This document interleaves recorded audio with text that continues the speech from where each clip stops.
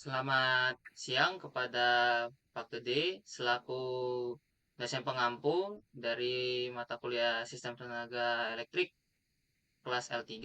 Kami dari kelompok 4 ingin mempresentasikan hasil dari tugas kami, yaitu analisis aliran daya sistem IEEE 30 bus menggunakan metode Gauss-Seidel dengan anggota Iqbal Rizik, Charissa Duanggraini, Ria Maranata Perdamesian, Melanie Korinda Burusnulingga, dan Abinaya Khairul Rahman.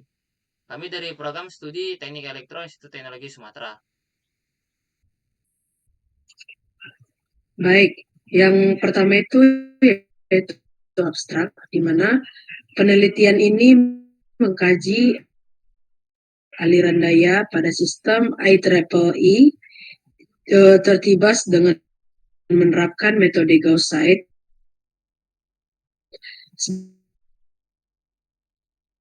sebagai teknik penyelesaian. Nah, tujuan utama dari analisis ini yaitu melihat bagaimana daya aktif dan reaktif terbagi di setiap bus. Sekaligus menilai kondisi tegangan yang dihasilkan dari proses iterasi. Yang pertama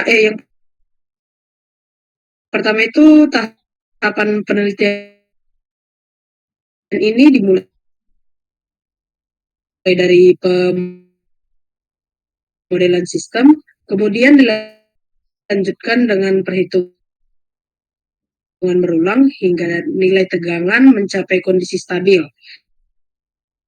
Beberapa dari varian parameter ini juga dicoba untuk mengetahui pengaruhnya terhadap laju dan kecepatan konvergensi.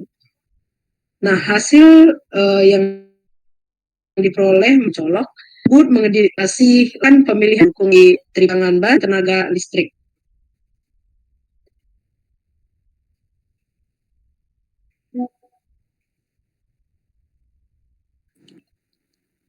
Selanjutnya, yang pertama ada pendahuluan, yaitu permintaan energi listrik yang terus bertambah membuat sistem tenaga harus mampu bekerja secara andal dan tetap berada dalam kondisi stabil.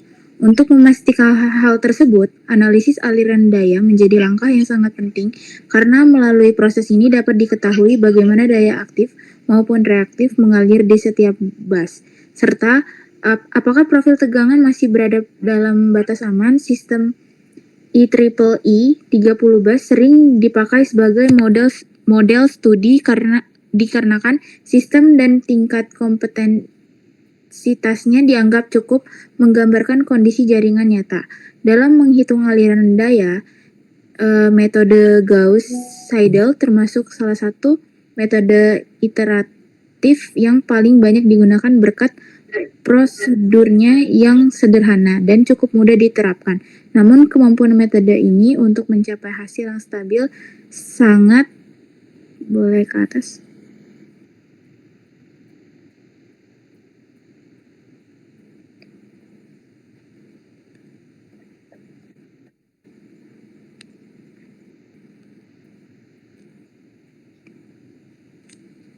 Sangat bergantung pada nilai awal dan parameter yang dimasukkan. Berdasarkan alasan tersebut, penelitian ini dilakukan untuk menilai bagaimana performa metode Gauss-Seidel ketika diterapkan pada sistem IEEE 30 bus, sekaligus mengevaluasi ketetapan hasil yang dihasilkan. Temuan dari penelitian ini diharapkan dapat memberikan masukan dalam pemilihan metode analisis aliran daya yang sesuai untuk bagaimana kebutuhan studi sistem tenaga listrik. Adapun tujuan dari laporan simulasi ini, Yang pertama, mengidentifikasikan distribusi daya aktif dan reaktif pada setiap bus di sistem IEEE 30 bus untuk memahami pola alir daya yang terjadi di jaringan. Kedua, meninjau kondisi tegangan pada sistem bus serta menemukan bagaimana jaringan yang menunjukkan nilai tegangan di luar batas normal. Ketiga, menilai forma metode Gauss-Seidel dalam menyelesaikan perhitungan aliran daya, terutama sisi ketetapan hasil dan kemampuan metode ini mencapai konvergensi. Yang keempat, mempelajari dampak perubahan parameter iterasi sebagai nilai toleransi dan kondisi awal terhadap stabilitas dan kecepatan proses perhitungan. Yang kelima, memberikan pemahaman yang jelas tentang bagaimana metode Gauss-Seidel dapat digunakan sebagai pendekatan analisis aliran daya pada sistem tegangan yang lebih besar dan kompleks.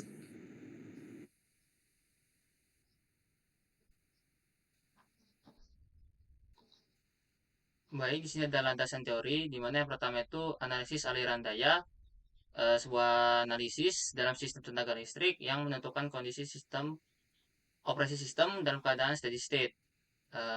Kemudian itu ada analisis bus ya, bisa di scroll ke bawah. Ada slack bus atau swing bus. Pada jenis bus ini besaran yang diketahui itu tegangan dan sudut fasa. Nah, yang kita cari itu daya aktif dan daya reaktif dalam sistem. Kemudian ada bus beban atau PQ bus yang diketahui itu daya aktif atau P dan daya reaktif atau Q. Nah, yang kita cari itu tegangan dan sudut fasanya. Kemudian yang terakhir ada bus generator atau PV bus. Sesuai namanya, yang diketahui itu adalah PV-nya atau daya aktif dan magneto tegangan. Dan yang kita cari itu adalah daya reaktif atau Q dan sudut tegangan atau sigmanya. Dengan batasan kapasitas daya reaktif minimum, Kmin dan maksimum Kmax generator. Kemudian ada distribusi daya, di mana sistem tenaga listrik ini distribusi itu memiliki peran penting ya untuk penghubungan antar jaringan. Analisis ini juga membantu dalam menghitung rugi-rugi jaringan serta menentukan kebutuhan kompensasi daya.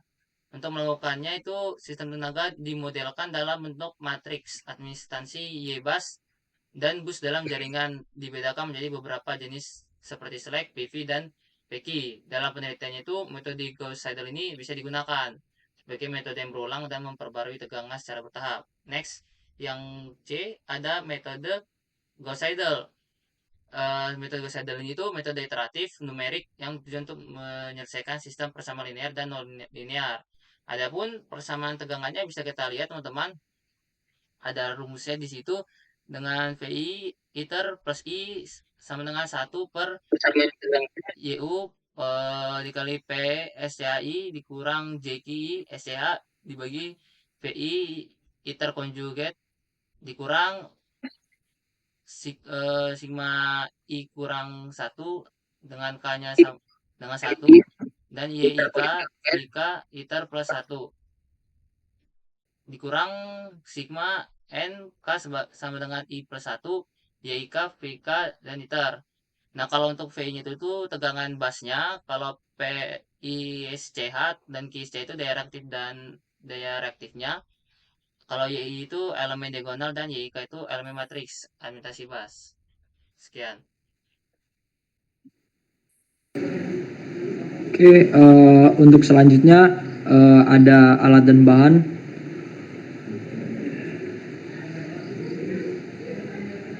Oke, untuk alat dan bahan yang kita gunakan pada percobaan kali ini yaitu laptop dan software MATLAB.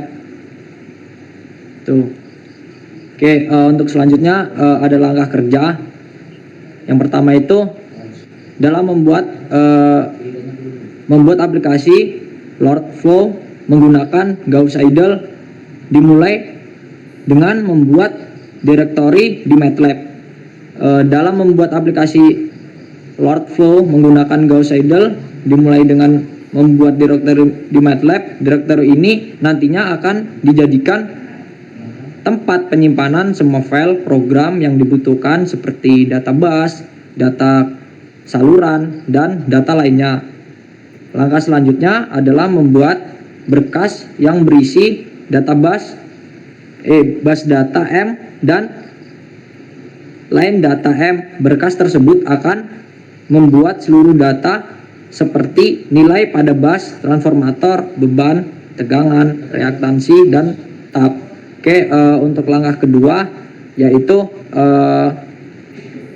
membuat YBus M yang nantinya akan bertugas untuk menyusun matriks administrasi jaringan YBus. Fungsi ini dapat menghitung nilai Y dari seluruh saluran termasuk pengaruh SAT dan rasio tap transformator. Untuk selanjutnya adalah program membuat fungsi interaktif, yaitu yang digunakan pada percobaan kali ini adalah Gauss-Seidel M. Fungsi akan melaksanakan proses utama aliran muatan dengan menghitung jumlah bus secara berulang sampai ke tingkat yang ditentukan. Fungsi ini untuk memperoleh YBus data bus dan parameter-parameter iterasi sebagai input. Kemudian fungsi ini menghasilkan output berupa tegangan akhir dan sudut fasa dari setiap bus. Setelah itu ada fungsi busout M, yaitu digunakan untuk menghasilkan tegangan di setiap bus dalam format terstruktur. Fungsi ini dapat mengubah hasil magnitude dan sudut tegangan agar dapat dianalisis. Kemudian ada fungsi line flow M yang berfungsi untuk menghitung daya aktif P dan daya reaktif Q pada setiap saluran. Fungsi ini juga dapat mengidentifikasi rugi daya pada setiap saluran dan menghitung seluruh totalnya dalam sistem. Untuk langkah terakhir, membuat berkas sebagai program utama yang dapat mengeksekusi semua fungsi program tadi, yaitu memanggil det, pembuatan matriks YBus, dan perhitungan daya pada setiap saluran. Sekian. Next. Untuk hasil dan analisis di sini terlihat rangkaiannya terdiri dari 30 bus, di mana G adalah generator dan C adalah synchronous condenser. Di situ juga terdapat kapasitor dan ada 4 transformator. Nah, ini adalah hasilnya, yaitu total daya yang hilang, daya aktifnya ada 13,1 MW dan daya reaktifnya ada 20,29 MVAR. Hasil pada percobaan aliran daya menunjukkan bahwa sistem dapat beroperasi dengan baik dengan hasil kerugian daya aktif mencapai 13,01 MW dan daya reaktif sebesar 20,79 MVAR. Angka-angka yang dapat diperoleh ini masih dianggap wajar dalam sistem yang menggunakan 30 bus.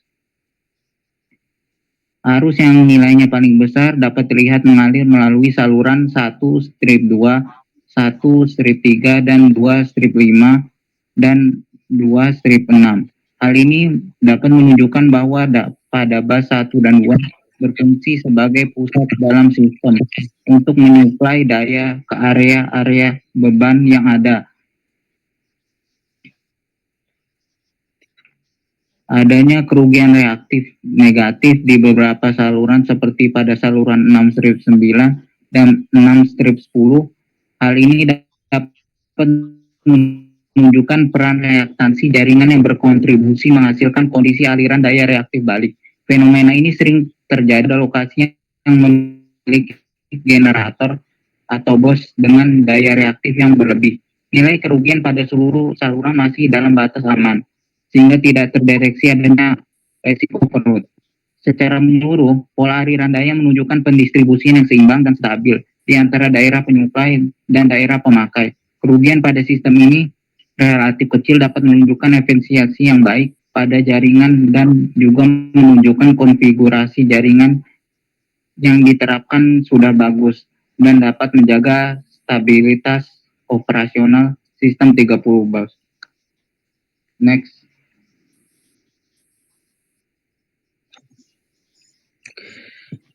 Oke, yang terakhir itu ada bab 5 yaitu kesimpulan. Yang pertama itu tugas utama program ini adalah menggunakan mode iteratif Gauss-Seidel yang untuk menghitung voltase bus kompleks dan sudut fasanya. Algoritma ini dirancang untuk menangani berbagai jenis bus dan secara otomatis mengubah bus generator menjadi bus beban jika batasan.